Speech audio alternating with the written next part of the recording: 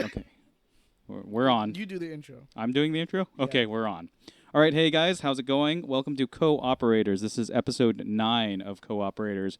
And you'll notice that we're doing something a little bit different. We're actually streaming the podcast rather than doing the entire recording it and then editing it afterwards, because that takes a lot of time out of my week, and I just work on it all day.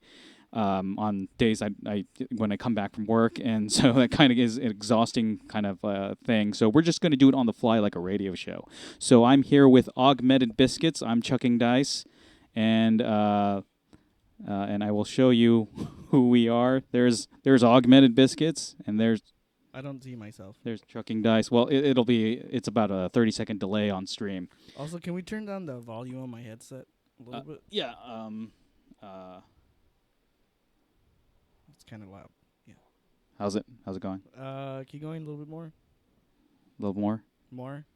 Down. Yeah, down. Okay, you're good down. Oh, okay. Actually, you know what? I think. Okay. All right. Go.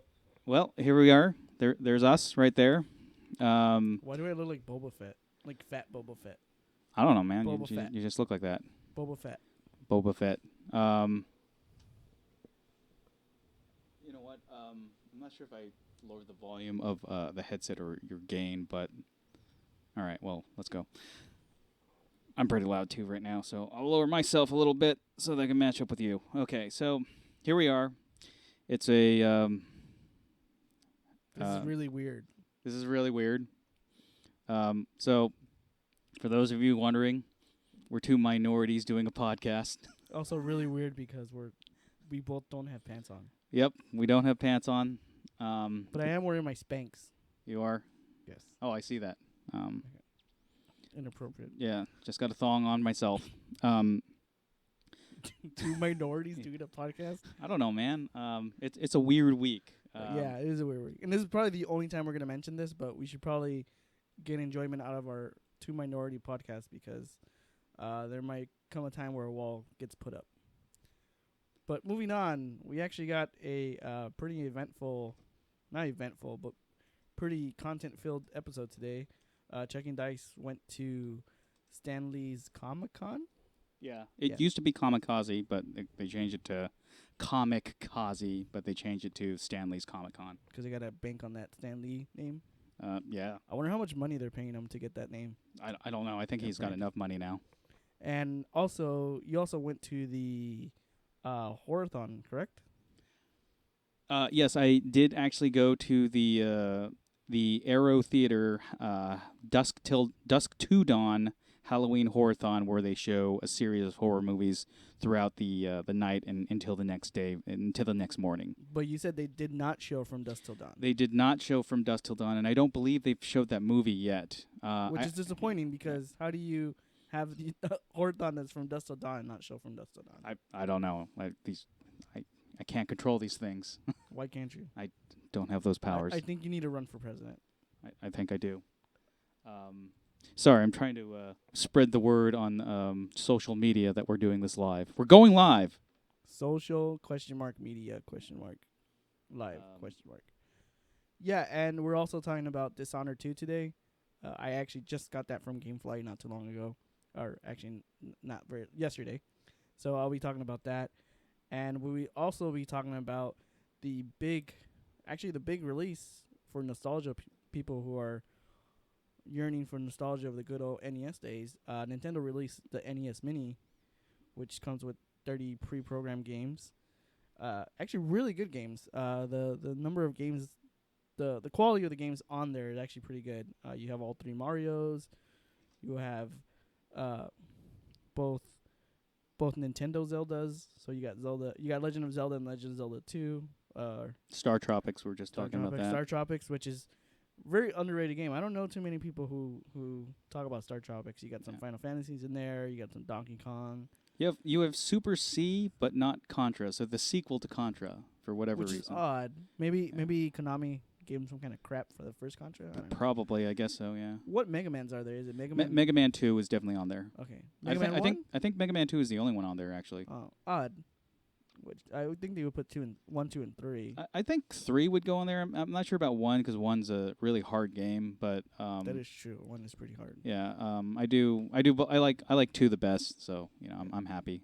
And it's cool because I've seen a few videos of it that has the digital manuals, like the exact. They pretty much took the original manuals and scanned them in the scanner. Well, it's kind of interesting. I guess are we going to talk about the NES Mini for a bit here first? I'll just bring it up here. We have graphics. It'll pop up in the screen here because there's a 30-second delay. Again, if you're joining us in the podcast, you can also ask us questions or whatever. We can see the chat. Just keep in mind there's like a 30-second delay. There you go. Yeah, there you go. At least for us. So this is a system that carries 30 games. It's got all these classic things that I grew up with the NES. I'm sure you did too. Yeah. So it has your classic games, your Nintendo games like your Super Mario, your Metroid, your Zelda, your Donkey Kong, Kirby. But then you have all these sort of eclectic choices like Star Tropics. And Ice Climbers. Yeah. And getting back to that manual thing, in Star Tropics it came with a letter from it was like a note from your uncle or something like that. And like if you dipped it in water, it actually gave you a code that you had to input into the game. And then that would actually like lead you. It was kind of like a copyright protection almost. So like that with the digital manual, I hear that you actually can go to the manual and dip it into like just digital water, and it'll give you the code the same way. So what is code just doesn't really do anything. It just lets you start the game. Well, no, it there's like a midpoint in the game to continue on. You have to program your I think submarine to do a special kind of dive to appear to the next level. So it's kind of copyright kind of protection. Okay. But they figured, okay, well, we probably should take that out, or we should do something imaginative so that the player can get that information. I mean, I think you can just look it up online. How did you do it back in the Blockbuster days? Where the Blockbuster day, you were screwed.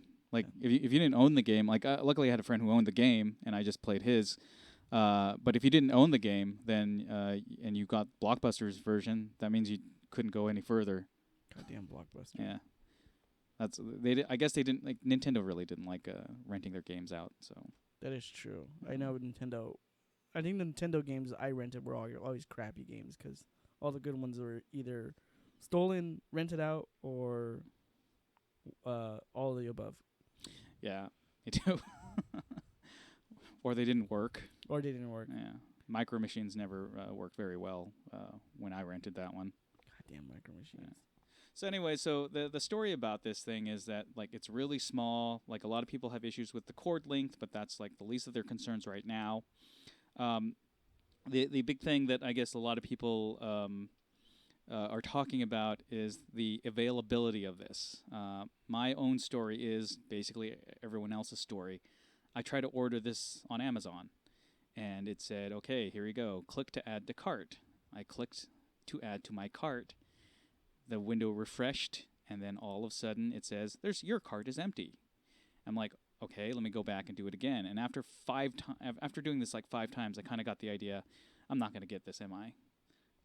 And like what happened is that there's some guy, or I don't know, I guess some person, could be a woman, could be a man.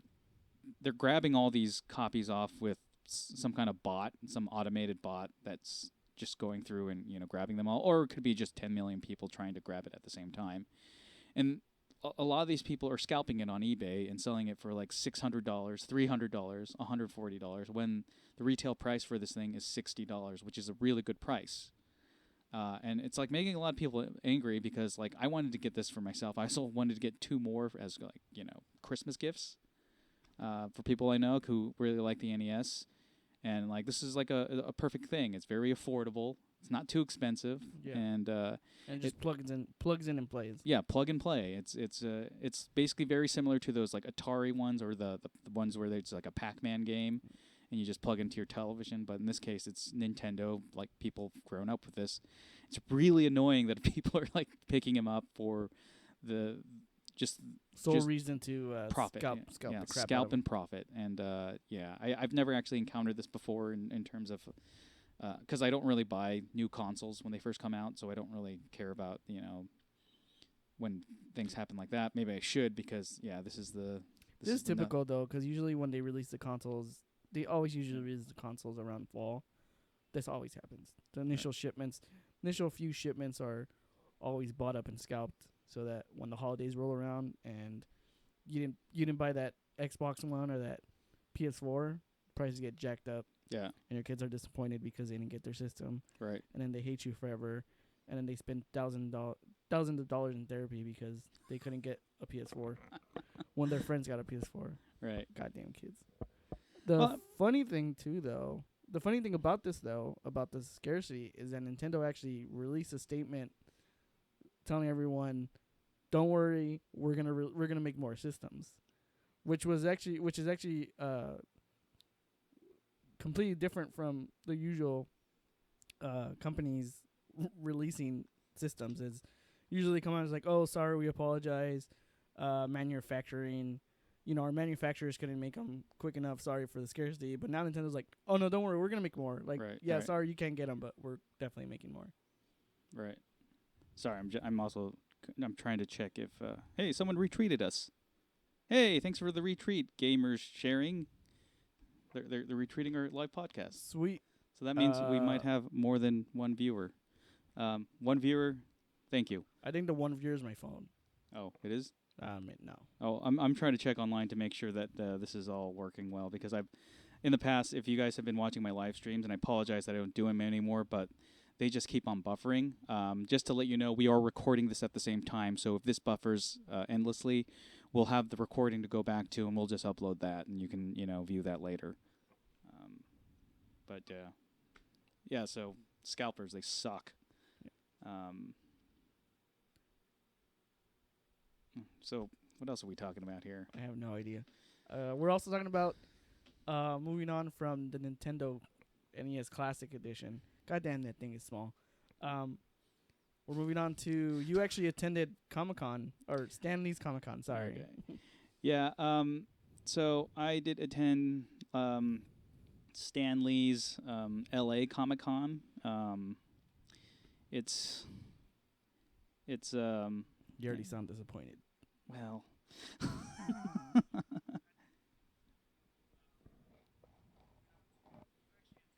okay, it sounds really good. I just listened to the podcast a little bit here. I attended Stan Lee's Los Angeles Comic-Con. It was formerly known as Comic Kazi. I don't know why they changed it. Maybe they felt that was a little bit racially insensitive, maybe. I don't really know, but possible, but it's also a name of a drink. I don't know. I think I've been to enough comic book conventions. I went to San Diego Comic-Con for over 7 years straight with my industry pass. And I've been to MegaCon in Florida. I've been into the Kansas City Comic Book Convention. I forgot what that was called.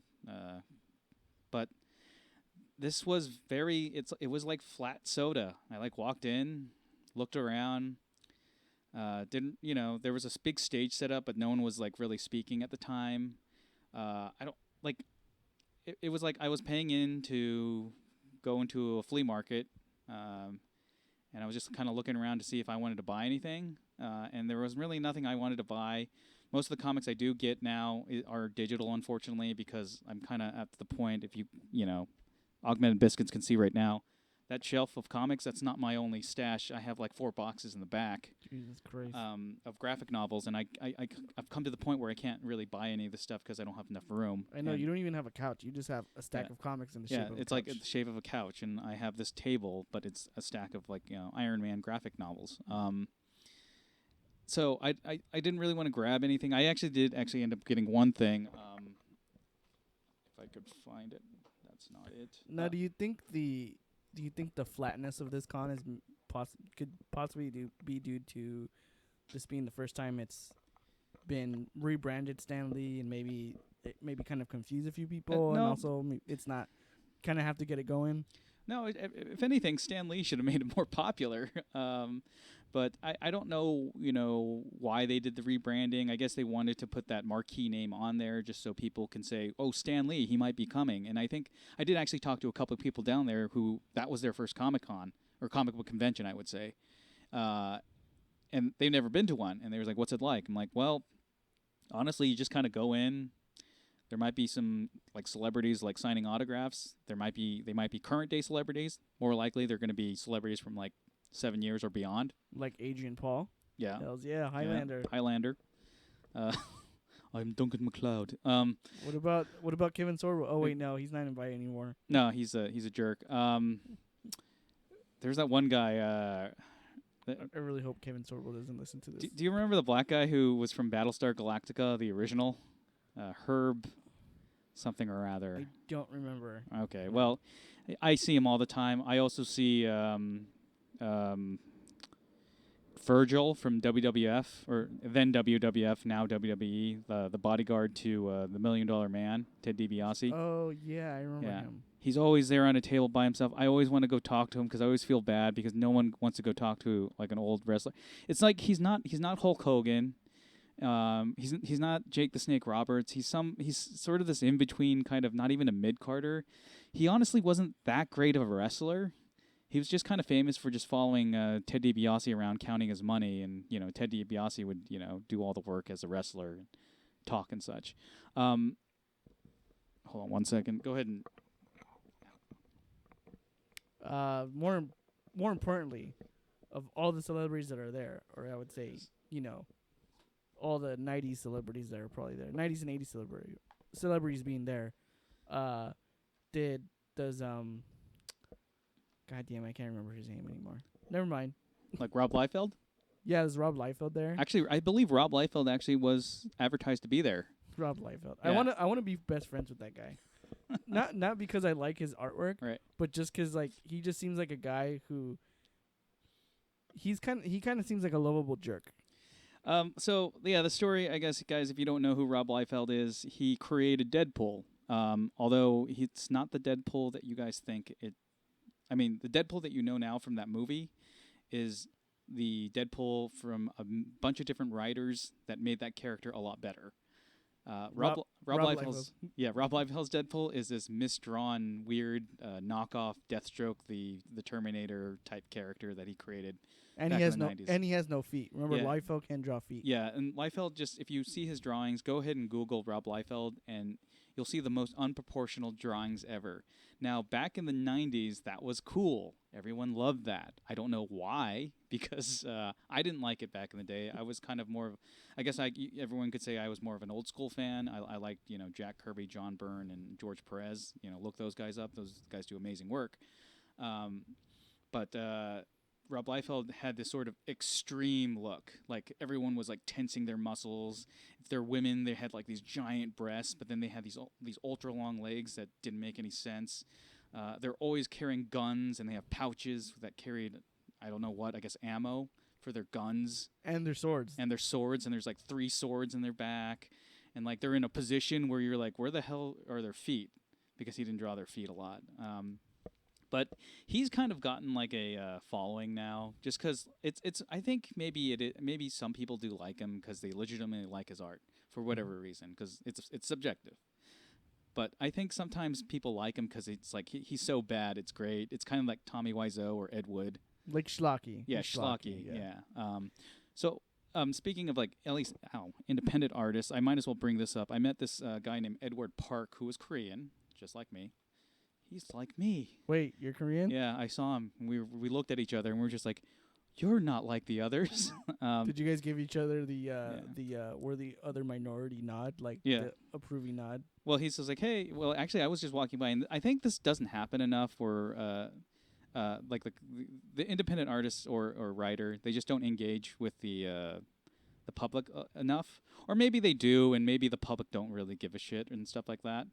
But this guy was like, I was walking by and he's like, "Hey, how's it going?" I'm like, "I'm doing all right." And it's like, "Hey, do you want to check out my graphic novel?" I'm like, "Sure." I'm curious because there was just nothing I wanted to watch there or look at. And it's this comic called Maximum Lifespan by Edward Park. Let me hand you that. I haven't actually gone through it, but he said that it's very science fiction. Oh, he even signed it. Yeah, he signed it. And he put me in this drawing. Basically, I think it was like $10 for the softback, or $20 for the, or $15 for the softback, and $20 for the hardcover. I just paid for the hardcover because Does he write it? So he writes it. Does he write it or does he draw it? he writes it. I think there's a different artist. But I'm curious in checking it out. I'll let you guys know. It's a pretty long graphic novel, and it's one of those wordy graphic novels too, which I actually do enjoy because I like comics that tell more story and less of the splash pages where people are just shooting at each other. But I guess it has something to do with like having a maximum lifespan and like maybe curing disease and getting rid of cancer or something like that, but only having that for sort of the rich and not the needy or kind of thing. That's what I'm assuming because I'm like I flipped through it real quick, and he gave me the gist of the story as well.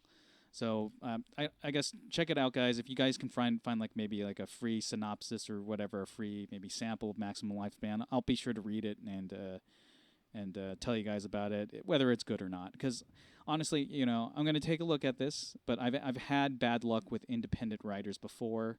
Like some people I meet, they're totally nice people, but sometimes the concept is a little bit too out there, and like the story's not that great.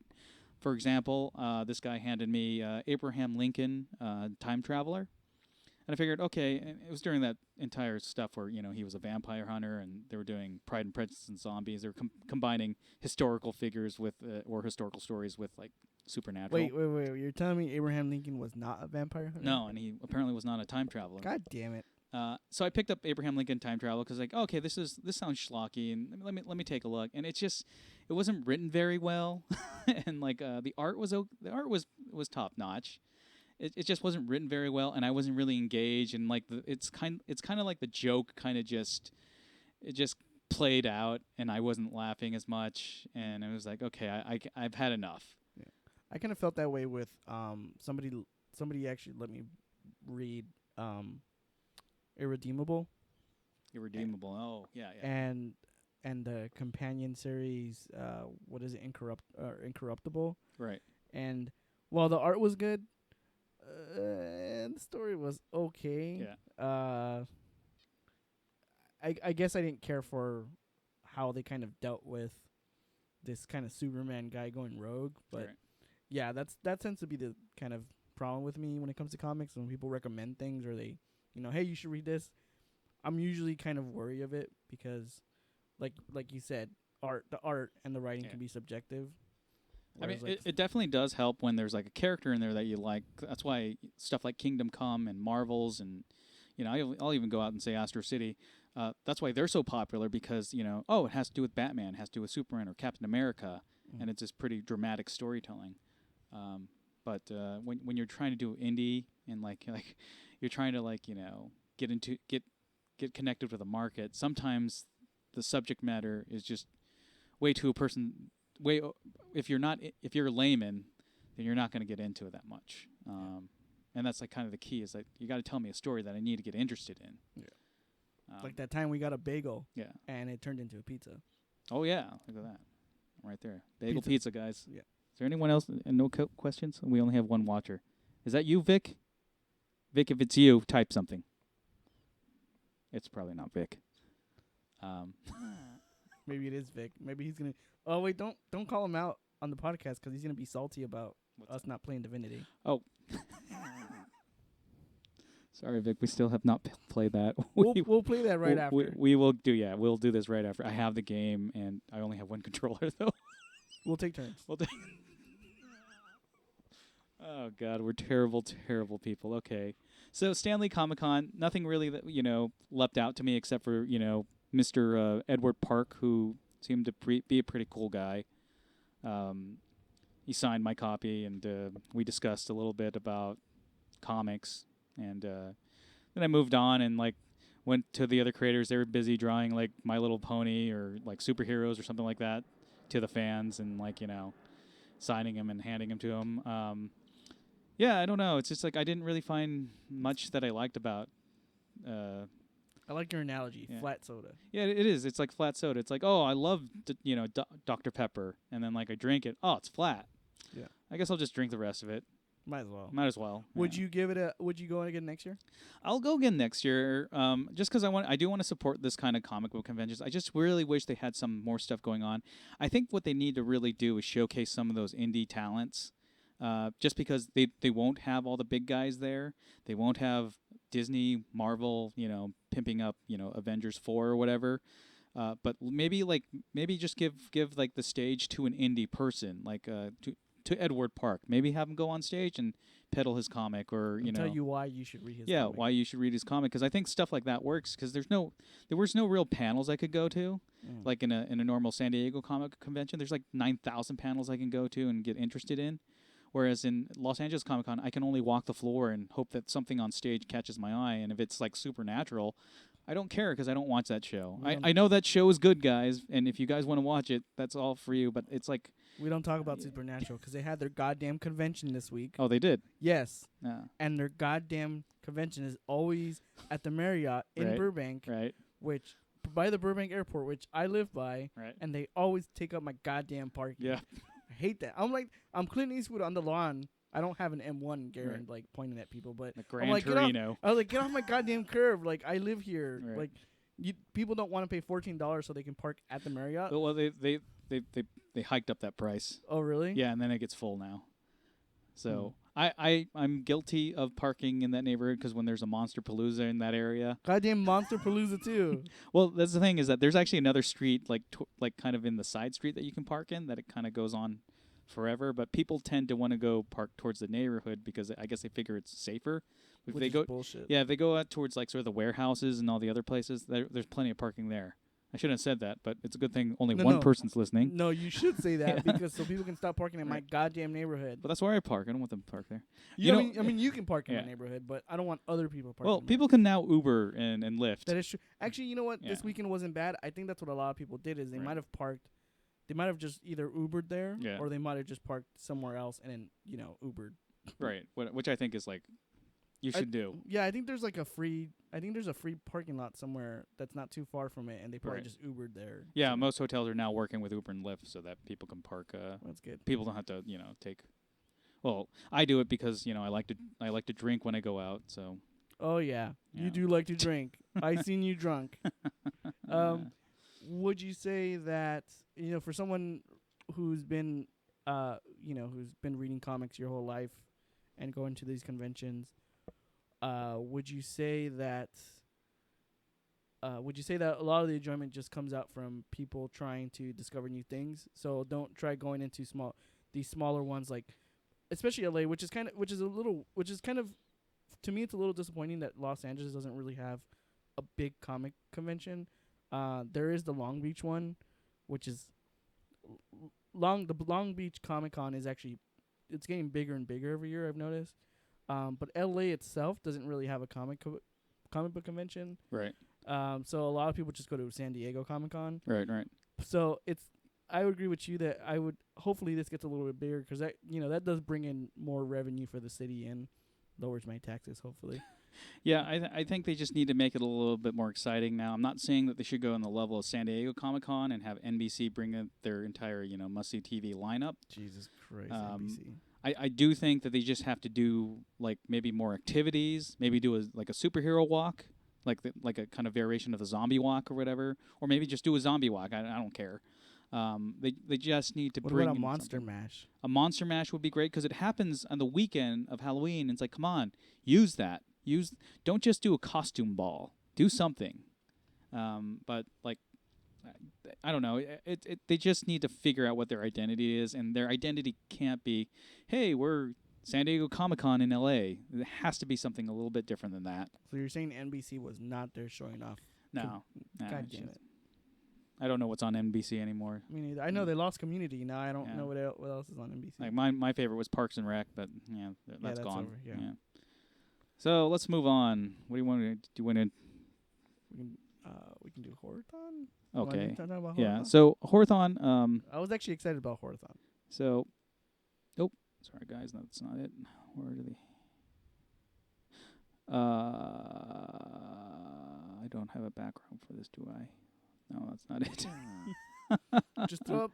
Okay, so, all right, so I'm just going to bring this up, guys. I'm going to mute us for a bit. I actually have I did some interviews on the spot in the theater, talked to a couple people. One of them was my friend Jorge, his wife Paloma. We met this woman named Haley Osman. I believe I'm saying that name right. There as well. We just kind of met them because that was their first Horrothon, and it's just gonna talk about it a little bit, and then we'll talk about it like right after the recording's over. It's about 10 minutes.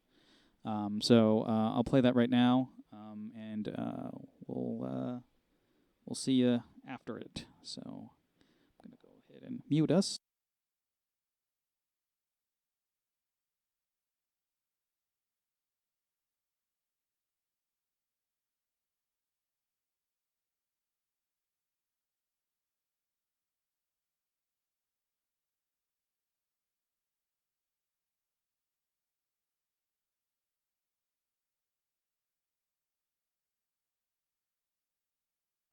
All right, this is Chucking Dice. I'm at the 2016 Aero Theater Halloween Horrothon.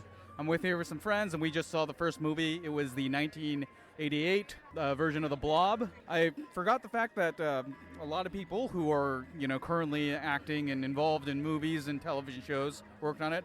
Quite frankly, I forgot that Frank Darabont actually wrote the script, who also went to go do Shawshank Redemption. He also did The Walking Dead. He produced that when that first aired. I've been going to this thing for about 11 years now. This is the 11th one. I'm here with a person. What's your name? Hallie Castro. Hey, how's it going? So this is your first one, right? Yep, official first one. So what do you think so far? Having a great time. They started with a good movie, The Blob. Really amazing. So what'd you like about it? Did you find it scary? Did you find it funny? Tell me about what your experience of The Blob is. This is the first time you watched The Blob? It actually was the first time I've seen The Blob. So not only did I like it as a movie on its own, but sort of watching it with the crowd, going always, cheering at the same spots and really getting into it in certain moments. It kind of carries you through. It was really fun, yeah. As you can see, this is not a simple thing where we're just watching a film. Something hit me. Oh, look at that. It's a beer bottle. Okay, yeah, people bring their own drinks. This is kind of like an experience. There's a little stage show going on. There's like a lot of weird stuff that's being presented before the film. So what do you think about that stuff? It's a little bit of a mixed bag. I really like the energy, but some people are a little too loud. In case in point. All right, it's gonna start again, so we'll talk later. All right, we're back here. Just watched The Devil's Fetus, or Devil Fetus. It's a Hong Kong film. I don't know what happened. I can't really describe it. Look up a trailer. What'd you think of Devil Fetus? Mind-blogging, actually. Actually, very entertaining, weird. I want to. I'm actually speechless because I'm trying to digest what I just saw. I want to smoke what those guys were smoking when they wrote the movie. Actually. So yeah, I can't exactly describe the film. It wants to gross you out with some people munching worms, puking, but then there are some plot holes there. But I don't know. Overall, actually, the movie works on the entertaining factor. What's interesting is that when Hong Kong was under British rule, all Hong Kongese movies, mandatory for all movies to have Mandarin and English subtitles. In order to comply with the law, they would put whatever English subtitles they thought would make sense.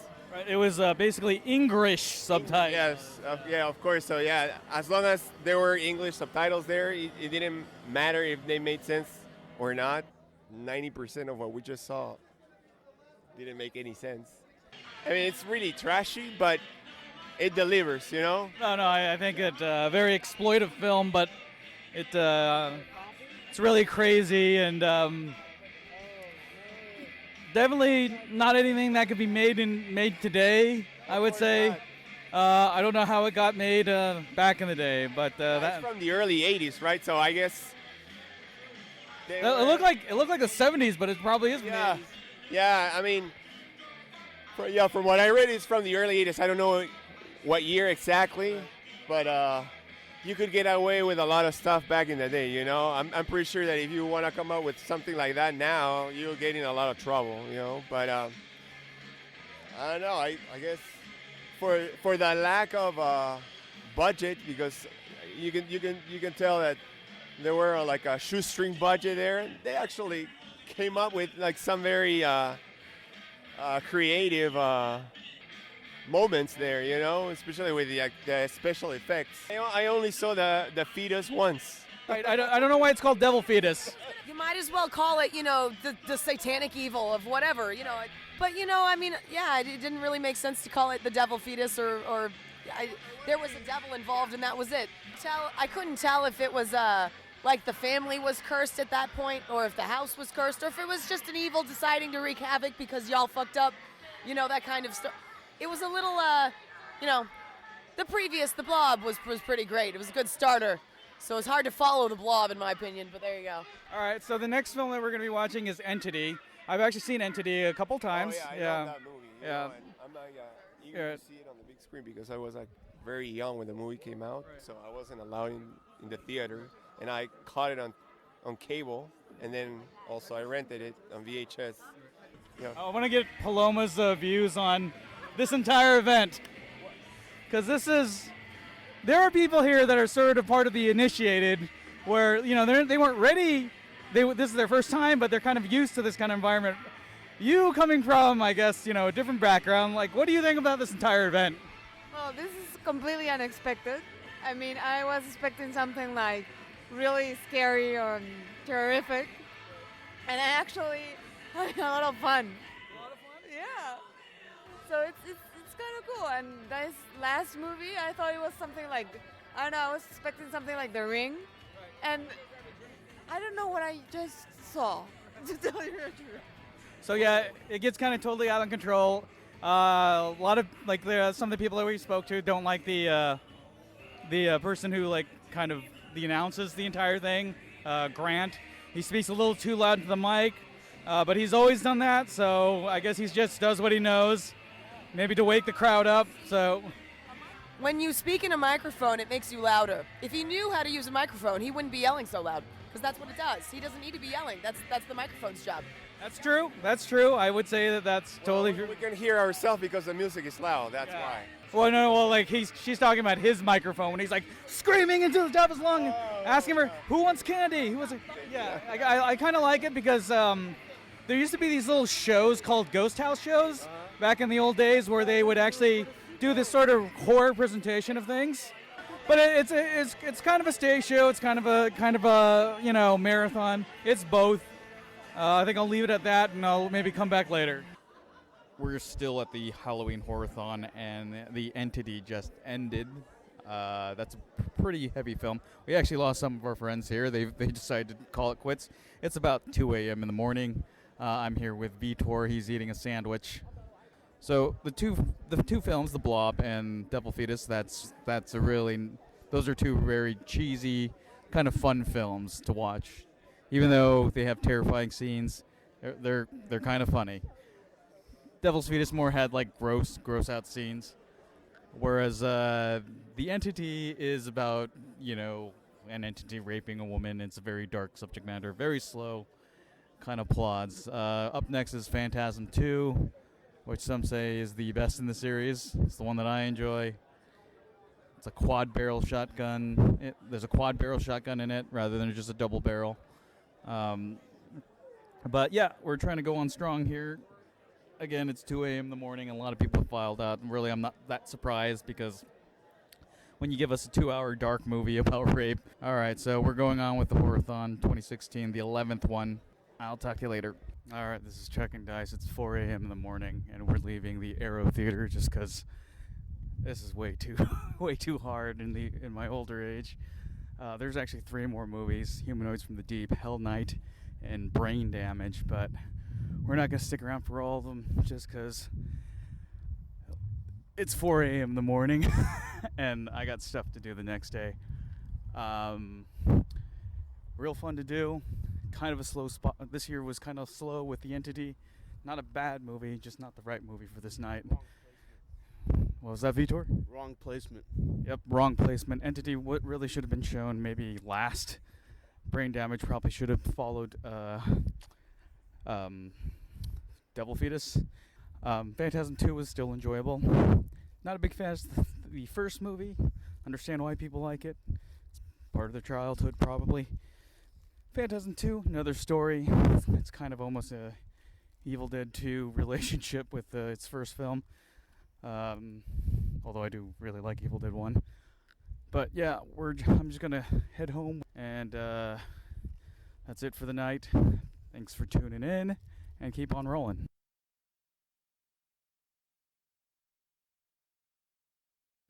All right, bring us back here. Hold on a second. Let me just.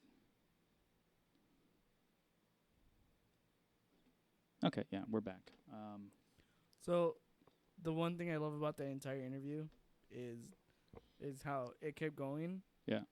You just sounded worse and worse and worse. Yeah, you have to keep in mind that the first movie is about an hour and a half. So okay, that's like what 7:30 it starts, and then okay, it's just around what 9-ish. Okay, so we watched the second movie, and that was like kind of also an hour and a half. So it's like 10, 11 or something like that. And then like the next movie, The Entity, is like a 2-hour movie. So it's like 2:00 in the morning. And you're just like, yeah. fuck. And then like, and not only do we watch these movies, there's also all these in between little things that happen. They'll show all these like really weird commercials. There's like sometimes viral videos. Like one of my favorite ones is this music video where this guy from, I guess it's the 70s or late 70s, early 80s, where it's just this guy talking about how he's flying in the city, and it's like this really bad, like superimposed chroma key thing, like what weathermen use, and he's just like flying over like Los Angeles. And it's funny because it's like middle of the night. Yeah. It's like early in the morning. Right. You're all tired as shit. So Yeah. you're just like, what the fuck? You pretty much are doing it just to fuck with people. Yeah, and then they'll have like a little stage show too. They have this thing called the Corn Gorn. So if you guys are into Star Trek, the Gorn, or if you're not into Star Trek, the Gorn is the lizard aliens, and he's the Corn Gorn. So he walks around in a trench coat holding a piece of corn, and he's called the Corn Gorn. And there's a whole cast of characters where this guy named Grant, he just narrates the entire story. There's Abraham LinkedIn, who's trying to make you join his social network. This sounds so bad. Yeah. It sounds so bad. It should probably be fun, especially if people drink. Yeah. Oh, wait. That's the most important thing is that you do. They don't serve drinks there. Because you can't because you're not supposed to. Yeah. Were people sneaking stuff in? Yeah, people were sneaking. I mean, you heard in the recording, I got hit like a beer bottle rolled down and hit my leg. Oh. And I'm like, okay, someone's drinking. So I'm not going to say that it doesn't happen or it does happen, but it does happen. But it's a lot of fun because you're sitting there laughing with people. I mean, sometimes some people can be really obnoxious, and like sometimes like a serious horror movie can pop up, something like The Entity. The Entity is really like is one of those unique movies that works in the I guess early 80s that it came out, and also kind of works today, talking about like some of the political views of like sexual harassment and stuff like that. Because like the story is about a woman who is actually getting raped by a poltergeist. She tells everyone, but no one believes her. They think she's crazy. They think she's stressed. She's over exaggerating or whatnot. She's just being a woman. Or yeah, exactly. And like it, when people kind of see that, because like a lot of people were kind of registering that, like, huh, yeah, this makes kind of a lot of sense today. This movie, even though it does take place in that sort of early 80s area, the fashion was hilarious, and maybe the acting was a little melodramatic here and there. I don't think too much because I think it's still the subject matter still applied, and I think a lot of the people involved in that movie actually were really good actors. So yeah, they showed that, and like it did bring the mood down a bit, just because it is a dark film.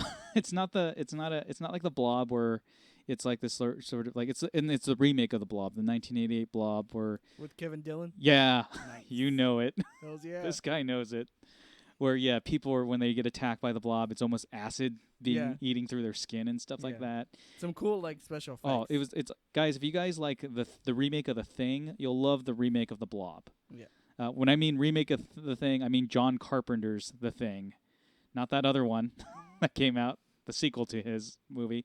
But the remake of The Blob is top notch. And it has that, it came out in the 80s, and it has that 80s cheese to it. And it's funny. It has Kevin Dillon in the mullet. Oh, yeah, Kevin Dillon in the mullet is incredible. You don't think he's the main character, but he's the main character. And he has a leather jacket, too, doesn't he? He's got the leather jacket and everything like that.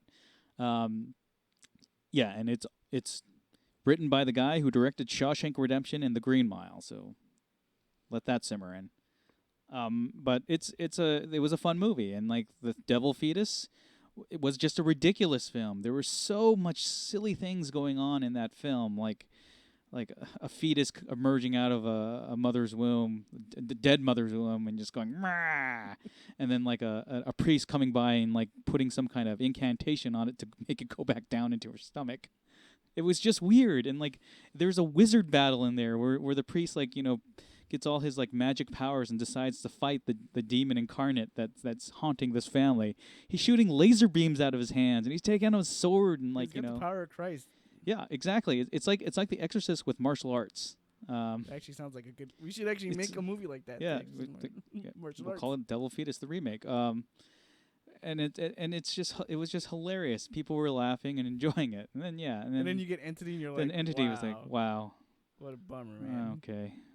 I do agree with you. Like that should have been placed at the very end. Yeah, maybe that should be placed in the end, or maybe someone at the Aero Theater wanted to make a point or something like that, and that's fine. I mean, that's allowed, but it did bring a little damper to the situation.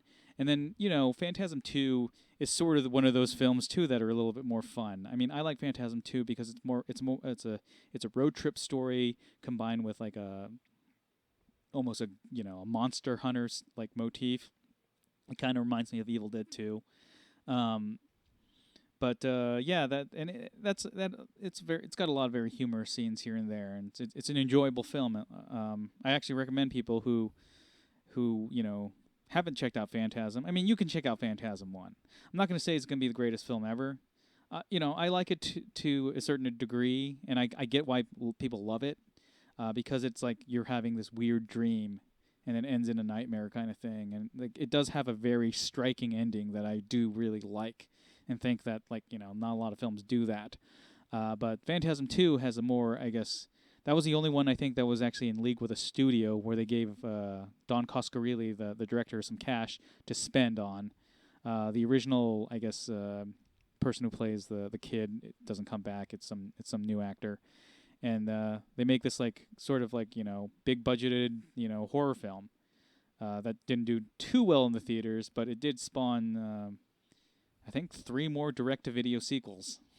Yeah, there's 5 movies. Yeah, and the latest one just came out. Yeah, what was it called? Phantasm. I rented that one on. Things like Phantasm. Something. Getting too old for this shit. Phantasm, Danny Glover. Yeah. But it's funny to bring up that they, in between the movies, they had these fake kind of trailers and stuff. Because I know when they did, at the New Art, they did the Robert Rodriguez, Quentin Tarantino, Grindhouse. The movies, Grindhouse, yeah. And they did the fake trailers in between, but they also slipped in a few trailers that were Ravager, Phantasm Ravager. For they slipped in a few trailers that were great. My favorite one is they slipped in the trailer for Stallone's Judge Dredd. Oh, really? Yeah, they slipped it in, right. and it was funny because I love that movie. I right. fucking love that Judge Dredd movie, which is on Netflix, by the way. But they slipped it in, and it was great because all those trailers are fake, and then you get this Judge Dredd, and everyone just starts laughing their ass off. But it's great because not only do they play it at a certain point in the trailer, they stop it and they rewind it because it's one of the cheesy parts in the trailer, right. and they play it again, and they did that 3 or 4 times, so people were eating it up. But yeah, that was rough. That was only 2 movies, and by the end of it, I'm dying. Yeah, I mean, so I actually would like to do one of these. I mean, I don't know if I can do 7 films or 6 films, but well, you're not obligated to. This one says 6 right here on the thing, but this one I believe was 7 because we saw 4 of them. But you're not obligated to stick around for the entire thing. I mean, it does cost $20, but they do give you free food. Oh, really? There's pizzas and sandwiches and lots of candy, free coffee. Oh, okay. So I'm definitely. I definitely want to do it. Yeah. No free popcorn though. You have to pay for the popcorn. God damn it! Yeah. You can bring in food. You can bring in drink. You know, as long as you keep it secret. It's okay. I'll bring in my kid's sippy cup. Oh, it's just juice. Where's your kid? He's right there. More importantly, if they ever do one of these like marathons for, they honestly should do one of these marathons for what's that goddamn series? I have no idea. Lord of the Rings. I don't even know how the hell people did that. Like when they did the Lord of the Rings extended edition, and they did the marathon for all the extended Lord of the Rings. I heard they were catered too. I was like, holy crap! Yeah. Like, I mean, it was. I don't know how the fuck people sat through those, because those extended editions are like almost 3 hours each. I know, but I don't know how people got in either, because I tried to get in and I could not get in. Yeah. I would love for them to do the Final Destination. Oh, all 6 Final Destination films? Yeah, I would totally sit through that. As long as it's catered, then I'm there. Because those deaths are awesome. I honestly think the Final Destination movies would be really good, because those are like those are more modern kind of schlocky movies. They kind of have like that template of like 80s kind of cheesy horror movies, but it was 90s, so they still had some sensibilities left from like the previous decade. Also, it was I think it was James Wong and that's right, Glenn Morgan. It was James Wong. Those 2 guys were writers on X-Files, and they wrote probably the best X-Files episodes. And I guess they had this idea as an X-Files, but they decided they wanted to do something on its own and make a feature out of it. I totally didn't even know that. That's awesome. Because it does seem like an X-Files idea. It does. What's also great, too, is they did, what I love that they did, that I don't think a lot of people, I think it's very underrated that they did, was Space Above and Beyond. Space Above. I love that show. Yeah. I remember that one scene where like they put pancakes into space and it goes into the black hole in honor of that one guy who got shot down by one of the what are they called again? The enemies, the shadows. I think they call them clicks. The clicks, yeah, or something like that. Something like that, yeah. Yeah, that show I liked because I was a big Wing Commander fan, and that's like the closest you can get to Wing Commander on television. And it was done by those same guys. I think we should email them and see if they want to do a Space Above and Beyond revival or marathon. Marathon or like.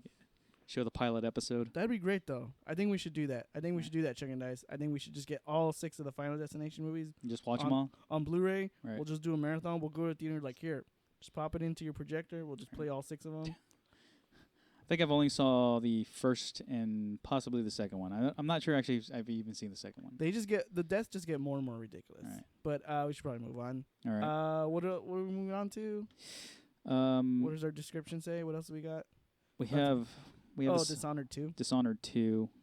And we're also going to talk about tabletop. Let's talk about tabletop for a bit. Okay. And then we'll finish out with let me Dishonored just 2. Take that out there. Okay, so here are my 2 images. These are made by the same company. So on the left there you have Rifts. On the right you have their Beyond the Supernatural. Both of them use the same rule set, the Palladium rule set. It'll pop up in a second, guys. So they just popped up on the chat. But you have Rifts and you have Beyond the Supernatural. Rifts is a predominantly sort of a post-apocalypse science fiction type kind of role-playing game. Whereas Beyond the Supernatural is more your contemporary horror role-playing game. So your Call of Cthulhu, you have vampires, you have like stuff like that. Now, I'm not just exclusively trying to remain it in this realm. I'm just kind of showing the difference between the two and stuff and how they play. So in both of these games, you can actually create a character, like, because with role playing games, you want to play in that world. In Rifts, there's so many. It's like Dungeons and Dragons. There's different character classes. You have but it's not like wizard, warrior, and like elf. I don't know if that's a character class. That's a racial class actually, like an elven ranger, whatever. Yeah, archer. An archer. In Rifts, you have glitter boys, which are these giant, huge armors that like have the protection against like magic, but can shoot this giant rail gun. It's like a mecha, basically. Yeah, kind of like the Brotherhood of Steel in Fallout. Oh, okay. Oh, yeah. Actually, exactly like that. I was gonna say I don't know what that is, but I do because I believe that was in the second game. Yeah. Then you have like these guys called juicers. What juicers are is like they're these genetically engineered like soldiers that like take this juice, and they basically only live 20 years. They're basically like Bane. Yeah, they're Bane, but they're like the perfect killers. You have tech operators. You have DBs, which is a slang called for dimensional being. So basically, rifts is all these like rifts from other worlds popping up, and like all these aliens coming in. In the cover of Rifts here, you can see one DB right there who has like 3 human slaves, with his little hovercraft thing. It's a combination of all these science fiction elements, and you can create your perfect character. There's the Coalition, which is basically the Empire from Star Wars. You can be a stormtrooper type character, or you can be like a leader. You just have all these character classes that you can create that you can play in this world, and like they have different advantages, like either magic or technology or whatever. But that deal a lot of damage. Now, beyond the supernatural, you can do the same thing. There's all these like there's an emphasis in beyond the supernatural on the horror creature. And there's also this thing called horror factor, because sometimes it can be so horrifying that you actually have to roll for it to make sure that you're not like too freaked out. And if you are, then it'll like cause a couple of like restrictions in on your part. Maybe you can't strike as well because this thing is so horrifying. I kind of like play with that rule, but I don't really use it a lot. But you can create your perfect paranormal investigator. But it leans to very, almost superhero type levels, and sometimes it's not as exciting. And people who have actually checked out my show, Chucking Dice or Quick Roll, they know that I've talked about this book before. There's actually a pretty cool rule set here called Victim Rules, where you just create like a very regular type character, and you choose skills, but you don't choose like your martial art assassin skill. You choose like cooking, fishing, computers, just very typical skills, and then you create that character and you make it go against the baddies. And obviously, the game master has kind of have to get out of that sort of role of, well, they're just going to get into like a fight in like Final Fantasy, and they're just going to hit each other. And like, no, you can't. Don't do that, because the victim character will die.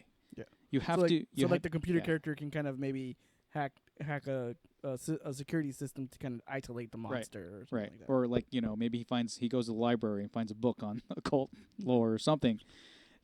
Something it's a little tougher for the victim character to get out of this, and like it'll actually make the player think for his life a little bit, because like with role-playing games I never think for my life because I know that I'm not going to die. I mean, unless I have a rough GM, but that's because I've never been the GM. Because I would kill everyone in the first. I would say, "Oh, here comes a giant meteor. Right. You're all dead." That's Azathoth. He comes and consumes the world. The end. Well, it's more at the level of like you do want to make kind of a game like science fiction kind of plays like fantasy as well. You kind of want to make a game that will be fun for everyone, and like unless you're playing with a bunch of like pros who play all the time. You're probably not looking to trying to kill off their party, just to challenge them, just to make them have an interesting storyline, And then you can throw as many enemies as you want in there. Maybe they lose some stuff or whatever. I don't know. But the idea of these role playing games is they're heroes and they have to get out. Be smelling like a hero and acting like a hero or whatever. Whereas, look at that, we got another viewer. Whereas in Beyond the Supernatural. You can have that kind of type of character. You can have a character that's a superhero or whatever, but you can also have a character that's just a normal person. And maybe, like, I always say it's like Evil Dead. Ash in the first Evil Dead is just a weenie. He's a nerd. You don't think he's the main character. You think his sister's the main character, Cheryl. And then in Ash, Evil Dead 2, whether you want to see that as a remake or a sequel, he ends up getting a chainsaw arm. Spoiler alert for people. Then in Army of Darkness, he starts fighting Army of the Dead. And then in the series, Ash vs. Evil Dead, he's the go-to guy to destroy Deadite. Like, you see an evolution of that character, and I think that's what they wanted to go for, is that make a normal type character, and maybe your GM will be smart enough to, okay, well, since you, like, beat, I don't know, Cthulhu, maybe, now you have some kind of magic ability or something like that. Just something to evolve your character a little bit.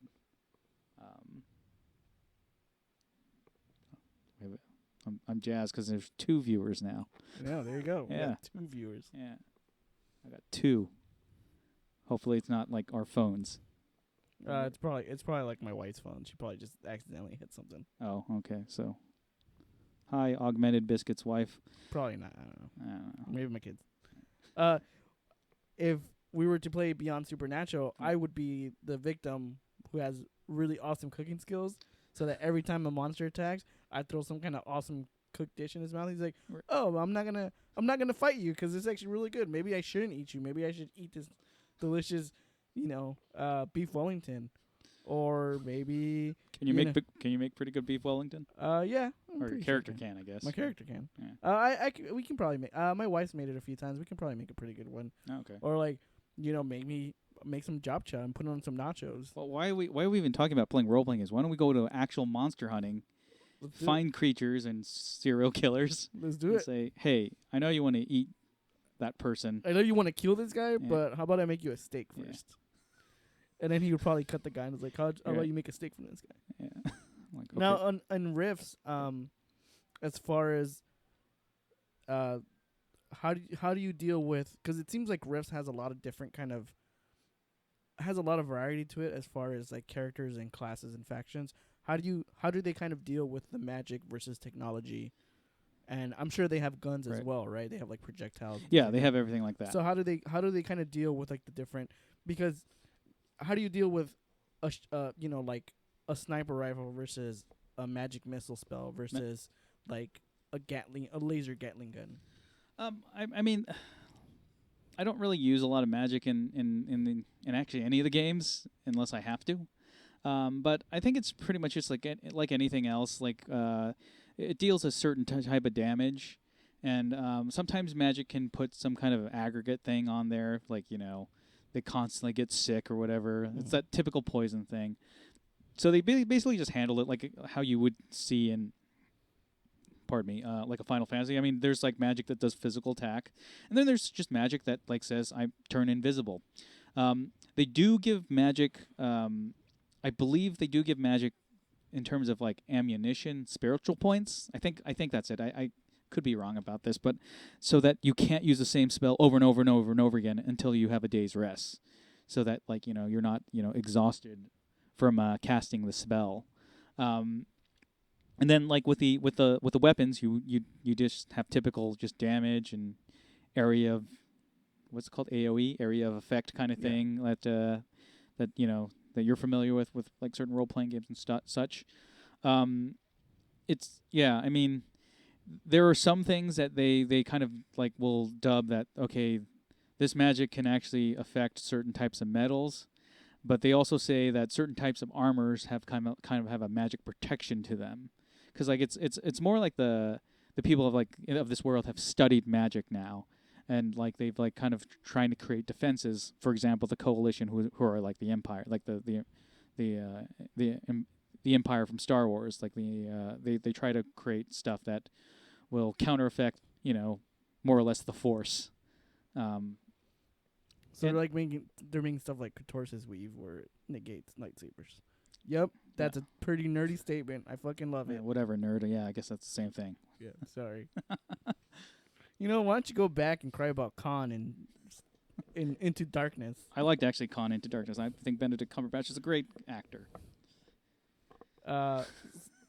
And as far as Beyond the Supernatural, if you have characters like because the victim characters, like when you mentioned the victim characters, that actually interested me, because, like you said, that gets people out of, especially the game masters, that gets them out of that kind of like comfort zone of typical D&D encounters, and how do they how am I trying to, how can I phrase this? How do they deal with, as far as those victim characters not really having combat skills? How do they play up their other skills, as far as like, let's say like computing or cooking or things like that? I mean, this has to be on the game master side, is that they do need to give the players a chance. Mm-hmm. They can't just have a chef appear in a catacombs of monsters and like say, okay, well, 5 cave trolls head towards you and like 3 zombies, and then there's like a vampire to your right. What do you do? I'm like, like at that point, die is probably the proper response. Maybe they say, well, here's a cook. He's trying to find like I love how we're just going to like this character of a chef. We got to make this character up, by the way. We do. Yeah, he's a chef, and he's like, he's just been hired to make, do this entire banquet. Wait, but chefs also have really awesome knife skills, so maybe he can julienne the vampire. Exactly. See, now there we go. Like the chef goes in, he's trying to look for a certain spice, finds a hidden trapdoor. It leads up to like a sarcophagus. He opens it up, and all of a sudden, like a mummy awakens, and like he just has to run away, and then like maybe gets back to his kitchen. What can he use? Oh, well, maybe he's got an aerosol can spray of cooking oil, right? And he's got matches. There you go. Makes a flamethrower. There you go. See, this is what you need to do as a game master. Actually, that's probably the perfect thing for you as a player to do. Say, okay, I want to go. Is there an aerosol like sprayable baking grease? I'm like, yeah, there's one to your left. I'm like, okay, what kind of grill do we have? It's like, oh, I don't know. It's like your typical kind of grill that you light a match on. Do we have a barbecue lighter? Barbecue lighter? It's like, yeah, it's in one of the drawers. There you find go. one, and then Flamethrower. there you go, and then you can shoot the mummy with it. Or maybe he had some oil heating up so he can make some onion rings. Right. And he throws the oil on the mummy. That's actually pretty cool too. And it's up to the game master to see how much effect that has. And this in this kind of situation, it's almost like a survival kind of thing. So you have this guy trying to figure out in his kitchen what he can do against this mummy and stop this sort of undying evil. See, I think we need to play this game because I want to. This game actually sounds really cool. See, we should play this game so I can be the chef, and then when they come into the kitchen, I was like, "You're in my world now," and I just start cooking things. Exactly, and I think that's probably what you know. And then in the next gaming session, maybe he becomes a caterer / professional monster investigator. Or I get a catering truck and we go on wacky adventures. Exactly. It'd be like the Mystery Machine, but more food. Right. Maybe he's hired to be a caterer for cannibals or something.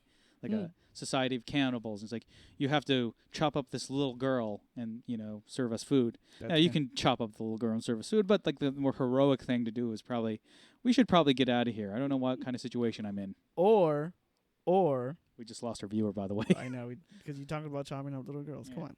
Or I can go the good route and be like, hey, how about you don't eat human meat? How about you eat this nice veal? Right. It's similar to human meat, but it's tastier.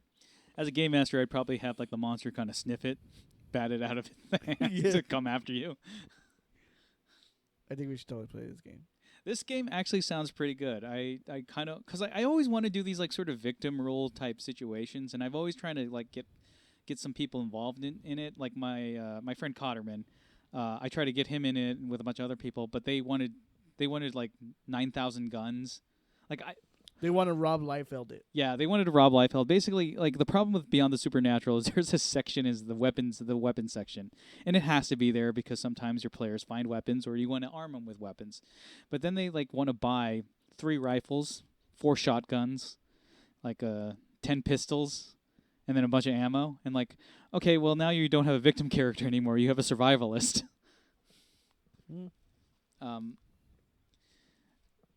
But yeah, I mean, I really dig these rules, and I want to try them out sometime. I've thus far only tried them out maybe a couple times, and that was a long time ago. No one wants to try it out because they just are too married to the idea of having giant guns and cannons and missile launchers or power armors or 5 million pouches with nothing in them. Now the funny thing is when I wanted to play Rifts, they're not interested in it because you just can't picture it as much because it is sort of one of those wacky worlds that don't exist in a movie kind of thing. I mean, nowadays it does. Now I can say it's like Fallout. Yeah. So, but back then it was kind of tougher to kind of convince people to play that game. People have no imagination. Yeah, that's the typical thing is people just don't have imagination anymore, and they just don't want to try anything out that's not like something that they've seen before or whatnot. And maybe I can get the same way as well, but I don't know. I like to try out new things too. That's why they have college. Right. What? So moving on, we're gonna talk about. Well, I'm gonna actually talk about Dishonored too. Okay, hold on one second. Let me bring it up. Let's bring up the graphic. Yeah. It'll come up in a second here, guys. Let's bring up the green screen. So Dishonored 2, which I've never played Dishonored 1, so you're going to have to like go through the entire history of Dishonored with me. Oh my god. You know, God damn it.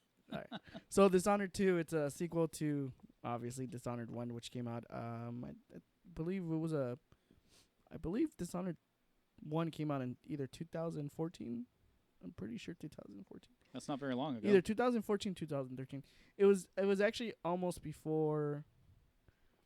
It was either right before the PS4 came out or right when the PS4 came out. But it's actually not a fairly old game. So Dishonored 1, you were on a... Actually, let's talk about the world a bit. So you would actually probably enjoy the world, and you would actually enjoy the gameplay with this, because Dishonored is actually an action RPG stealth game. Very, very similar gameplay-wise to Deus Ex, Human Revolution, and Mankind Divided, where you're in this first-person view and you have different kind of powers. You know, they really do play up the stealth more and more, and they try to get you to do the non-lethal route, but they also let you go lethal. So in Dishonored 1, you're actually part of this royal court. You're actually your character's name is Corvo Atano, and he's the royal protector of the Empress. Now, in this world, in the world of Dishonored 1, and actually the entire Dishonored series, it's a few islands grouped together as a nation, and I would say the way it's been described, this world has been described, is called oil punk. Oil punk. And specifically more like, it looks very steampunk, but it's all powered by oil, specifically whale oil. So in this world, the major resource is whale oil, and the way they do that is they hunt these giant whales, and they pretty much render all their fat and oil and use that to power different devices, different mechanical things. Like, has PETA protested this game? I'm sure yet? PETA has protested the fuck out of this game. I mean, they're concentrating on Mario and his Tanuki suit. I'm pretty sure these guys are actually taking whales. And I'm pretty sure they protested the crap out of this game. But this so fictional whale game. Fictional whale game. It's actually funny. You'll see all these crazy ideas, and then you're like, so how the hell did they get to whale oil? And there's like a perfect Penny Arcade comic where they're like brainstorming this game, and everyone's like shouting out. They're like, oh, we want stealth. Oh, we want supernatural powers where you can teleport. And then they're like, and then one girl, she's got a shirt that has a whale, and she's like, I like whales. And they're like, all right, let's throw it in there. So the first game you start off as Corvo Atano. You're the world, pretty much a bodyguard to the Empress. And the opening game, she actually gets killed by a supernatural assassin, and her daughter gets kidnapped. And you spend the entire game getting revenge against the people who plotted to assassinate the Empress and take her kid. Now, in that game, you only play as Corvo Atano, and you end up actually getting these supernatural powers from this supernatural being called the Outsider. He's not really evil, and he's not really good. He's kind of someone who looks over things and grants people these supernatural gifts for his own amusement. And in this case, he grants you the ability, one of the main powers, and it actually works really, really well, is called the Blink ability. Now, the Blink ability is this just short-range teleporting ability. You can teleport wherever you want, but it's got a certain distance limit, and as you upgrade it, it gets a little bit longer. But they also have other powers, like one of them is you can actually possess people. Another, you can stop time. You can summon rats to kill people for you. Rats? Yeah. And then you kind of have like this wind blast, kind of like a force push, but it's just called a wind blast. I got a wind blast. No. Farting. Oh, I see what you did there. Yeah, it does smell like here now. Yeah. But one of the cool things, one of the really things they really sold in the first game was you were able to kind of play the game you wanted to. So one of the combination of powers they actually introduced and they showed in the trailer was Corvo Atano goes up against an enemy. The enemy shoots at Corvo, and as Corvo, you can stop time, So you stop time, the bullet freezes in midair. You take possession of the enemy shooting at you, and you make him walk in front of the bullet he just shot, and you unfreeze time and unpossess him, and he gets killed by his own bullet. So it's stuff like that. It's stuff like that that made the game really fun and interesting. You also had swords and guns and things like that, and crossbow. So it was really, really, really good, really fun. And that game actually ends with you end up saving the Empress. She's a little girl. In the first game, she's a little girl. You end up saving her, and you find out that Corv was actually her father. So the bodyguard, they did like the bodyguard, Whitney Houston and Kevin Costner. Yeah. They had sex and had a little girl. So she becomes Empress, and there's actually I'm only gonna mention DLC because that leads into the second game, which is Dishonored 2. The DLC for Dishonored 1, you actually play as the assassin who killed the Empress. So you end up seeing his point of view of the story in between the time of after having killed the Empress to the end of the first game. Right. So you kind of see his point of view and what he ends up doing, and he actually goes on a journey of redemption. Well, depending on who you play, you can either redeem him or you can still kill people. But the reason why I mention is because you end up going after a witch. You end up going after the Brigmore witches, which are these women who also have supernatural powers, just like Corvo, and just like the assassin name is Dodd. Mm-hmm. All three of those characters were visited by the Outsider, and he gave them his mark, which grants them these supernatural powers. So, at the beginning of his quest, you're told by the Outsider to seek out Delilah, and you end up having to stop a plot that would have Delilah take over the body of young Emily and pretty much, become Empress. Right. And the reason why that's important is because Delilah actually is the main antagonist for Dishonored 2. Dishonored 2 starts off 15 years later. Horrothon is still the royal protector, but Emily is now an adult, and she's the Empress. And at the anniversary of her mother's death, you get attacked by Delilah, and she claims that she is your late mother's sister, and she pretty much initiates a coup, and she takes your throne. And so now the rest of the game is you trying to get back your throne. The cool thing about Dishonored 2, though, is that now you're able to play as two different characters. You can either play as Corvo Otano, or you can actually play as Emily Caldwin, which is the Empress. She has a different set of powers. She doesn't have Blink, but she has something similar. It's called Reach. It's essentially kind of like a Laffy Taffy rope where you point it and it pulls you to that position you want to go to. Oh, it's like Bionic Commando kind of thing? Yeah, like Bionic Commando, but it can also slingshot you. It's like Spider-Man. Yeah, so it's like Spider-Man. So it's like a web line. Right. So, I mean, do you play as one or do you play like a combination both? No, you play one or the other. So they both have different storylines. They both have different move sets. So you essentially are getting kind of two games in one, similar to like Resident Evil 2. Oh, okay, that sounds really cool. Yeah, where you can play Claire or Leon. So, or actually Resident Evil 1 too, because you had Chris and Jill. Like in Resident Evil 2, you kind of unlocked one story. Does it do the same thing? Let's say one story 1 and then story B. I haven't finished it, so I can't say. I don't think it does though. I think it's just two separate paths you can take. But it's replayable. It's pretty cool. Yeah, you can replay it. You replay it, and the powers are so far. Emily's powers are actually really interesting. Again, her tether. I actually like her tether a lot. Her pretty much web line. Right. Her powers are really cool. Her character is actually really interesting. It's a different point of view. Also, it's a woman. It's not your typical white male protagonist. It's actually a woman now. And she has a lot of interesting thoughts as far as her being Empress. Your characters in the first Dishonored, Corvo Otano didn't talk, but in this one, your characters are actually kind of chatty. They have these internal monologues that you can hear. It's like kind of like how I think what was that the Dead Space where. Yeah, it's kind of like Isaac Clarke didn't talk, but then in the second one he talks all the time. Yeah, and you know, on the second one, if you read some of the logs, it had like background. It essentially had his point of view of the situation. Yeah. This happens. You have these kind of travel logs that she writes, but you also hear her whenever certain things happen. You hear you'll hear her talk to herself and comment about it. It's really fun playing with her now because she is, as far as story character wise and kind of the way they treated her, is she's still very unsure of being Empress.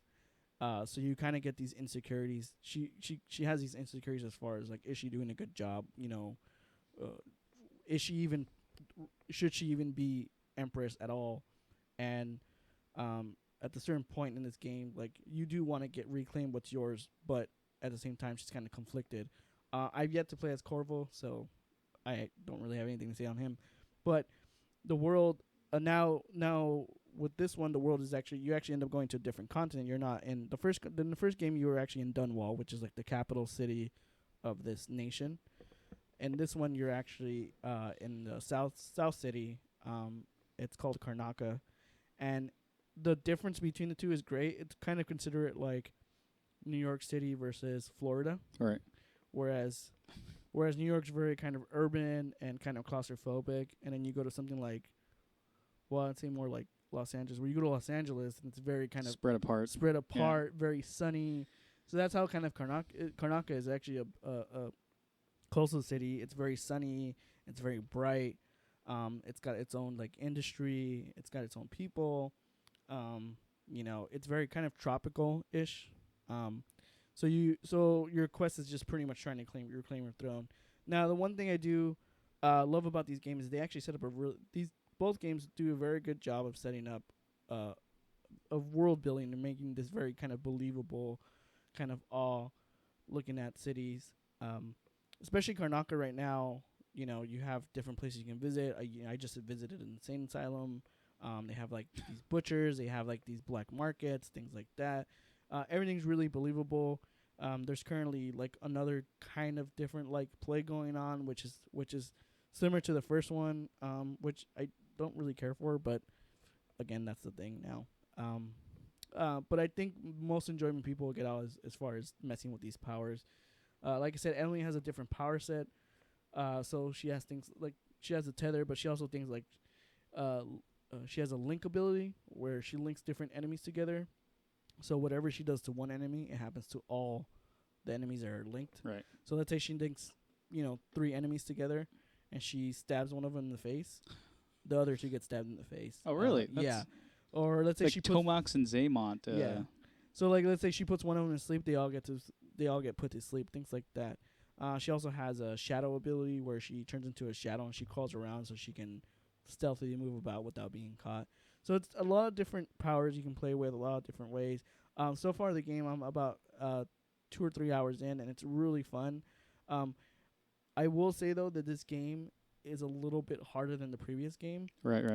You're constantly I think Kotaku put this the best. Their initial impressions was they give you the tools to get around stealthily and quietly without being seen. The thing is though, the way the levels are designed and the way the enemies are placed, once you get around a certain set of enemies, you can almost get caught by like another set, unless so you have to really be quick on your feet. Right. The good thing for those of you who don't like stealth is that these games don't punish you for screwing up your stealth. And this is what I think. This is what I love about these games, that they don't. Games like Splinter Cell and Metal Gear, they can be brutal if you don't do stealth. You can't just go in there guns blazing. But the Dishonored games really kind of Well, you can, but you just kind of get killed like I do. Yeah. Yeah. The Dishonored games, though, and I think this is why I think you would probably like these, Checking Dice, is that they let you play the game however you want. You can go in there either guns blazing, which you really only have like one. You only have a pistol and a crossbow, but they're actually really effective. You can go in there and sword fight because you also have a sword. Right. But they don't punish you for doing stealth. So the cool thing is you can do is like, let's say you're trying to sneak around and some guy sees you, you can immediately either shoot him with a crossbow and just kill him, or you can, if you're fast enough, you can run and slide and stab him in the gut. Or let's say you have to fight like 5 guys at once, you can just run away. You can drop like a smoke grenade. They have choke dust, which is essentially like a stun powder. You can just drop it, stun them, and you just run away. So I think that's the big appeal with these games, is they're not gonna penalize you for doing stealth. Obviously, there's certain paths that Obviously there's certain paths that developers kind of pushes the more stealth paths, but it's not going to necessarily punish you for any of that stuff. I think this game differs quite a bit from Deus Ex in that fact, because I think Deus Ex really pushes you to be more stealth-like and really use. But this will give you the. But and in Deus Ex, if you can get into gunfights and you can actually succeed, but again, it's a little more brutal when you have to go guns a-blazing in Deus Ex. What do you prefer to do in this game? I've always been more the stealth guy, but as I've gotten older and I have less times with these games, I kind of do a combination of stealth / if you're in my way, I'm gonna kill you. The thing with stealth is it takes more patience, so you really have to kind of get the lay of the land. You really have to sit there and look at everything. You have to see where people are positioned. You have to see where their cone of view is. So that way, if you do move to this certain spot, you avoid these group of guys. You're not going to be seen by these guys on the roof. So I do a more stealth approach. But as I've gotten older, I've actually been enjoying doing more what I like to call is the I call it the stealth, the deadly stealth, which is I will try to keep my body count to a minimum. But if I kill the thing is, if you kill somebody in this game, Right. You don't have to worry about them getting back up, obviously, in any game.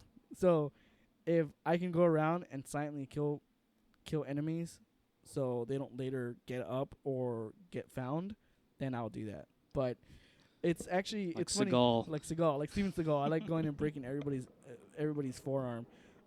It's funny, the last game, the first Dishonored, I played it right before I started playing Dishonored 2. I was playing actually the DLC, and I did that approach. I played the main game, and I did it more deadly, where pretty much I was just killing everybody. I was going around like just stabbing dudes left and right. And yeah, it was actually a lot more freeing. It's gonna kind of sound weird to say, but it's a bit more liberating when you can just go around and just. I'm not necessarily trying to have a high body count, but Right. just to kind of get to my objective without having to worry about, I gotta choke this guy, hide the body, and then move to another spot, make sure nobody's there so I can get to this spot. If I can just go stab him and he dissipates, and then I can go to the next spot, like that was more what I try to do. Sort of Nintendo death where they just Yeah. kind of blink out of existence. Yeah, and the cool thing is, the thing I tend to do is I'll play the first playthroughs. The first few playthroughs I'll play usually how I want to, and then when I end up revisiting these games, I actually try to go for the trophies where they want you to do all stealth without being seen, without killing anybody. So I do a combination of both, but usually the first playthrough, it's more of a kind of memorizing all the locations, memorizing all these paths, kind of trying to remember where all these enemies are, so that way when I do go do my, no killing, no spotting playthrough, I'm already familiar with the terrain, so I can know where to go. That's quite a huge game to play. It is a huge game, yeah. It's like I like listen to you talk. I'm just like, man, I would have no time to play this game. The good thing is that the save system is like a save state. Wherever you save, you can save wherever you want. And So there's no save points. There's no save point. You can Right. save wherever you want, and it'll save you exactly in that same state you're in. Right. So that's a good thing with this game. Again, like Deus Ex, I really do love the games that do that kind of save state like saving system. Because it sucks when you have to do a save point. It kind of sucks, but sometimes it's like I didn't really like how Resident Evil did their saving, and like where they basically said, here's some typewriter ribbon, just save your progress that way. So that's like another thing I had to carry around in my freaking inventory. And then I guess like I didn't really like how Silent Hill would do it, where you have to go to a notebook or whatever, a red notebook, and just save there. Yeah. Sometimes I did like where it just kind of consciously saved and said, okay, well, you're gonna probably die here, so Yeah, it tells you already, like, you should probably save right now. right. But I do kind of like that because like with older games now, like older NES games and stuff like that, I love the fact that you can save anywhere. So because I was playing Xevious like before you came in here. And like I just save my progress, and I can go back to that same screen, and like finish the game. Yeah. That's something I really wish I had a kid or as a kid, because just kind of one of the advantages of just saying, well, I can put it down for a second. I don't have to leave my Nintendo on for like Or for 2 days. I don't have to kick it, and then it locks up. and then it locks up, and then loses my save. Yeah, and it's funny because one of the little tips that they have during the loading screens, they actually tell you save often. Yeah. You know, constantly save, because that's what a lot of people do is like, especially when I did my first my no stealth, no scene, no killing playthrough of Dishonored 1, I saved a lot. You know, Right. every time I moved to a different spot, like closer and closer to objective, I would save. I would just keep saving over and over and over. So it was great. But I think a lot of this game was really heavily hyped, and I honestly believe the inclusion of playing as Emily Caldwin was huge in their marketing, and they really pushed more so than playing as Corvo. They really pushed you playing as Emily, because I see the advertisements, and they Yeah. show a lot of these like sort of acted out scenes with her character and such. yeah, and they really push her more towards the forefront, because like we talked about with Gone Home and games like that. Yeah. A lot of these games are pushing more for these different perspectives from the traditional white, male protagonist. They're really pushing these, whether they're either gay or lesbian, or Right. women, or people of color. And that really helps. I think that really helps diversify all these games. Yeah, I mean, being like I guess Asian, I don't sweat a lot of games that don't have Asian people in it, because most Japanese games have an Asian character in it, But you get tired playing Ryu and E Honda. You want to be someone else. You can play as Like I don't want to be I don't be an, I don't know if it, I guess depends on what kind of game it is. I don't want to be an Asian martial artist over and over again. You don't? I want to be an Asian martial Like artist. everyone else wants to be an Asian martial artist. I want to be like You want to be a Mexican revolutionary. there we go. Here we go. Yeah, I want to be that. We should make a game. I want to be a luchador wrestler We that should- fights, crime and zombies. Criminal zombies. Zombies that so we'll just commit crimes. We'll just reskin Guacamelee then. There we go. Is that why you enjoyed Guacamelee? Because it was a different perspective. And Well, no, I like wrestling too. So like that was actually pretty cool. It's just that game was really hard on me because I don't have the dexterity on the controls like you do. So I'm like, I was playing on the Vita when it first came out. I played on the Vita. Oh, really? And it was even harder on the Vita because like my fingers would get cramped, and it was just like it was brutal. But I think certain parts of that game were a little easier on the Vita because the buttons were the buttons were like a lot clickier, and because you were working with such smaller real estate, like I think you could be a little faster, but right. still that game was some of the like especially getting the mask pieces in that game were the last one in the tree. I know we talked about this. Yeah. Was getting that mask piece and like the very top of the tree was brutal. Yeah, it's like how am I supposed to do that? A game that I was really good at was Shovel Knight.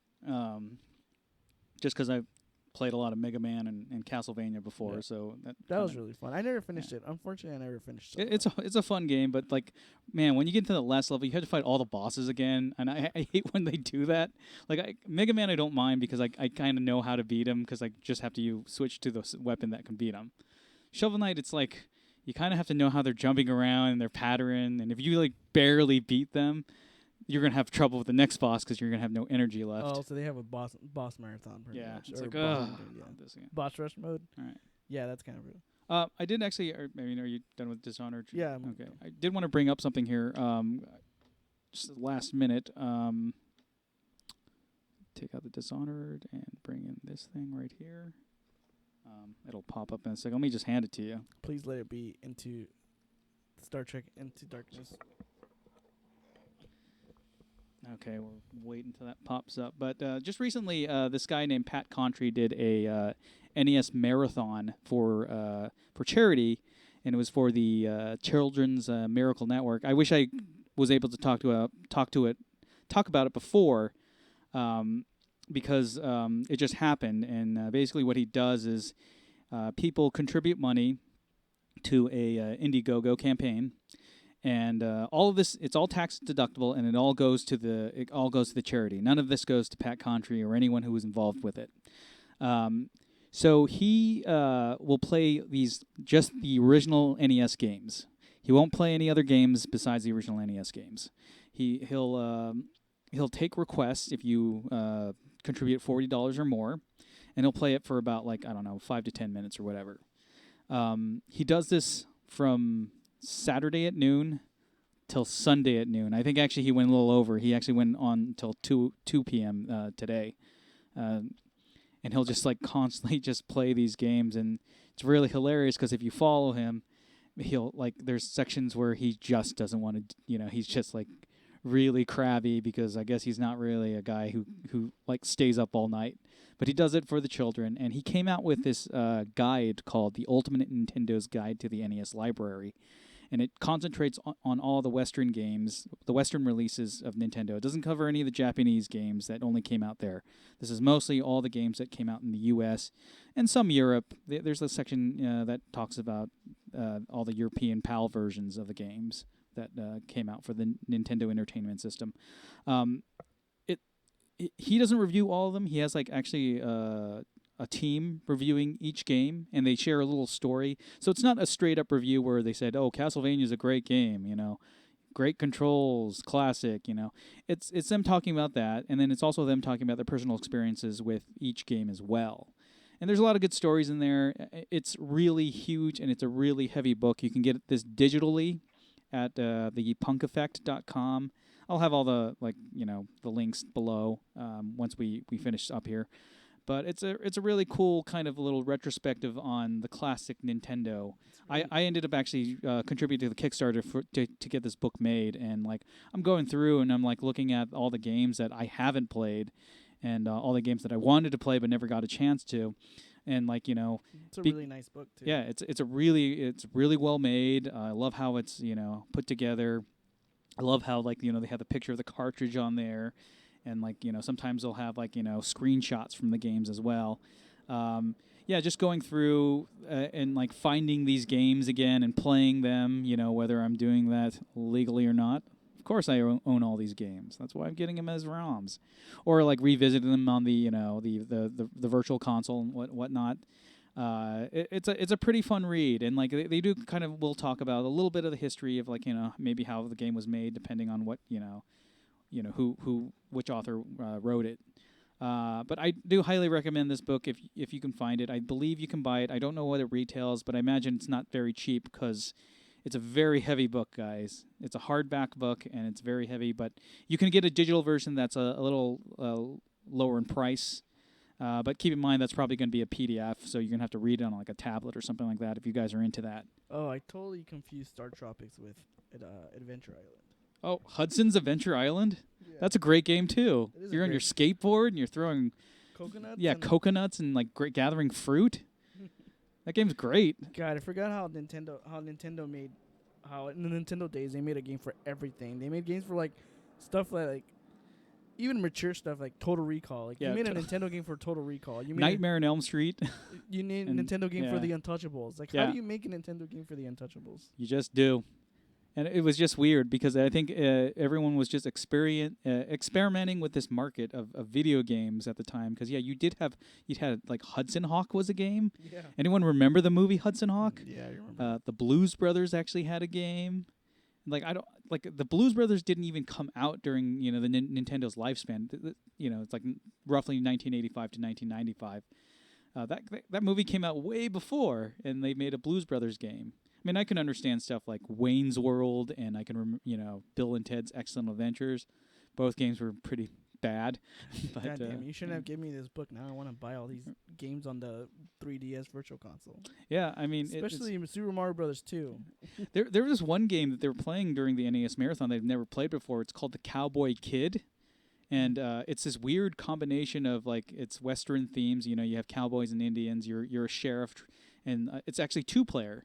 You can actually play 2-player, and like one takes the role as a cowboy, the other one takes the role as an Indian. It's a little racially insensitive, I guess, if you're just to warn people. But it's a game. But it's very similar to River City Ransom. You can buy weapons. You can buy like bulletproof vests and like meat. So if all your energy's gone, it'll replenish. And you're supposed to take down the outlaw, but you have to find him first. So you have to go through different rooms and find keys and such. It was a real fun game, and I ended up playing a little bit of it yesterday and like couldn't put it down because it was just I kind of like the mechanics, and admittedly, it got way more fun when I found a gun because like they give you like a little knife, and it doesn't really have that well of reach. But when you get the gun, it's a little bit more manageable. Find a Game Genie code. Get the gun early. But yeah, it's a real fun read. It's a nice little kick to the past. So I definitely recommend it, and I also definitely recommend maybe contributing to the NES Marathon. They usually do it during this time of the year, like before Thanksgiving. So next year, maybe contribute a little money, and if you want him to play a game that you like, or you can even request him to do certain things. If you put in a little bit more money, you can say, "Hey, try beating the first level of Contra with the controller upside down," and he ended up doing it. He ended up cursing a lot, and like I'm gonna ask him to play. Yeah. I'm gonna ask him to play that game that was like the one game you bought the Power Glove for. It was like Super Powerball or whatever. yeah, where you pretty much like Glove ball. glove ball. Yeah. He has the Power Glove, and he can. He's a collector. He has all the NES games. God, the Power Glove was crap. What are you talking about? It was bad. That is true. It was really bad. It's bad. All right. I think that's gonna be it for us. Yeah, on let me today's just, podcast. That's not what I wanted to do. What did you just do? You just erased the entire podcast. It's over. We're over. done. We're done. No. Did you stop? No, it's still going. Did you stop? Did you initiate Skynet? I think Chuck and Dice just initiated Skynet. I just initiated Skynet. Oops. And then I'm still on there. Well, I'm putting our Twitter, as time goes on, maybe I'll get better at this. I'm putting our Twitter information on here. It'll also be in the description below, guys.